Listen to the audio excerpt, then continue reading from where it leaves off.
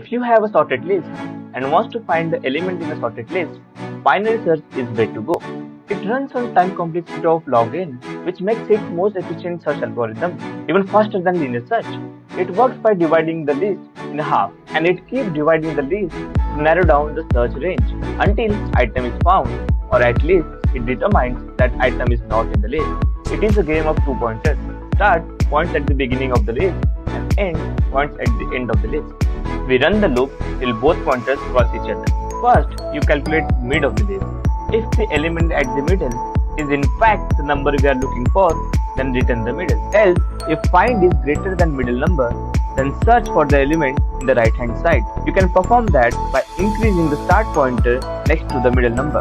At last, if find is less than middle element, then search in the left side of the arrow by simply pointing end pointer left to the midpoint. And if item is not found, simply return -1. You can also perform this recursively by including start and end pointers in method signature. You need to call the same method by updating start and end pointer based on the conditions. Thank you for watching.